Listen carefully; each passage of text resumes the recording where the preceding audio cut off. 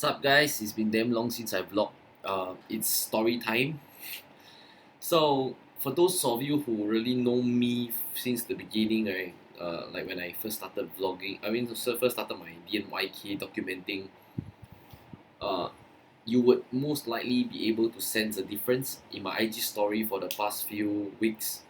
Uh, yes, I'll admit, I've been very down, and that's why I reduce my uploads and everything until I can internalize my thoughts properly first be in a better state before I just produce content. And I want to share with you a little bit about what I was going through and what kind of struggles and what kind of learning points I gained from it. Maybe there's none, I don't know. I just want to share the episode with you guys lah. So what happened was that I guess for the last 6 months I've been doing SEA and it was not making money. And I realized that a passion alone is not sustainable, and I have to think of some way to make it work, to make money one way or the other. So I put a lot of emphasis and focus on SEA, trying to make it work, trying to make money of it. But I realized, after going through the one whole big, uh, say, one big maze, you know, I realized that the more I focus on it, the more I got lost and confused.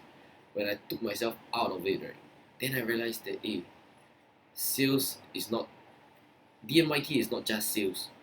I am not just sales. I'm a lot more than sales. So I really, in some sense, recalibrate myself, and I ask myself, what is something that I have that can offer to the world? So sales wise, so many other people can offer. So I look back and I watch what I've done for the last 1 year. I changed job 3 times. Parents will say call me useless.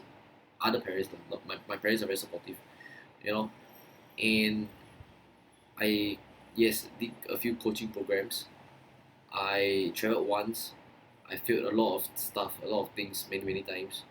But no doubt, it brought me to who I am today, and I'm very thankful for that. And I realized one thing: calibrate your inner GPS is something that I really want to do more.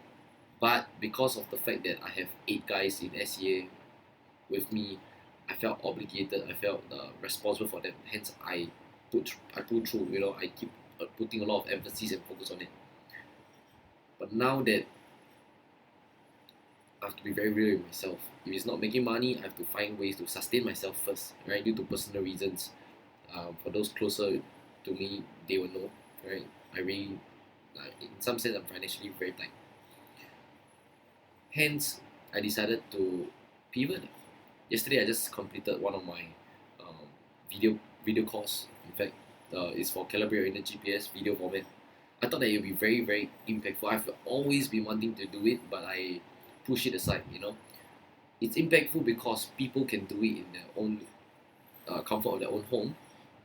They also can pay and get access to all the knowledge at a very affordable fee as compared to coming down to my place and paying X amount. But it's really a lot of procrastination previously, a lot of wow, very troublesome, let me not do it. But yeah, after really doing some soul searching, I realized that I'm more than just sales. I shouldn't focus on just sales, and hence I pass majority of it to my boys. So they are the one that's managing SEA now. For me, it's really just internalizing all my weaknesses, all my existing issues. So I didn't dare to do the video course because of a lot of self doubt, a lot of who are you to teach, Daryl? There's so many people who are more experienced in self awareness.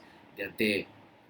So I've spoken to a lot of friends, a lot of people who are older than me for the past few weeks, and this is a typical advice given from them.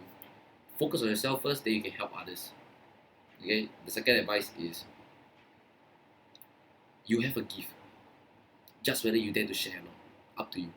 So wow, it took me damn hard, damn long, to see common patterns from all these wiser people, smarter than me.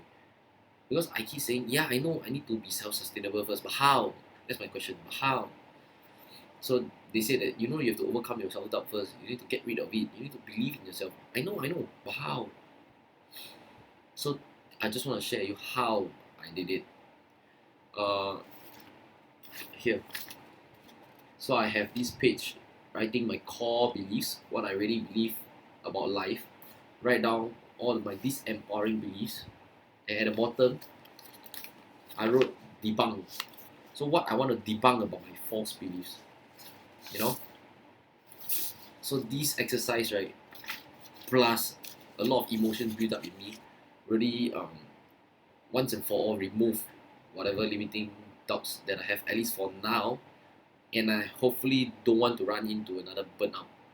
So that's the thing about me, right? I work very hard. I work a lot, and I often get burnouts.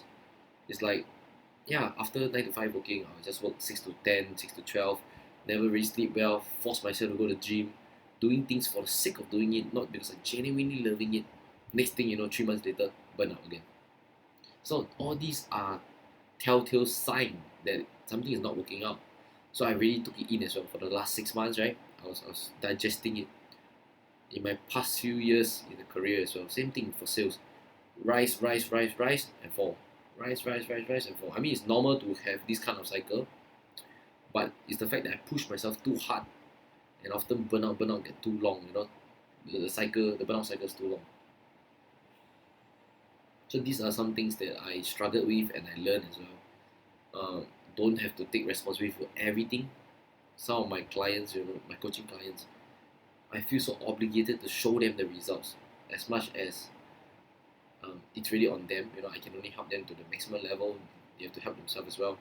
But I will take that responsibility and just put it on my chest. Same thing for my SCA boys. A lot of responsibilities. I just bear it. You know, all these are like heavy weights on my shoulder lah. So sometimes I couldn't sleep as well. Sometimes hence affecting my appetite, affecting my discipline to go to the gym, and it just went spiral. You know, spiral off the chart. Yep. So right now I'm picking myself back up again. How to be happy, starting my day with repeating empowering words, empowering phrases, being ending my night with being grateful, and during the day I will be kind to 3 people, so that I know that my life here has a purpose, even on a daily basis. You succeed or you fail is counted and it's measured by day.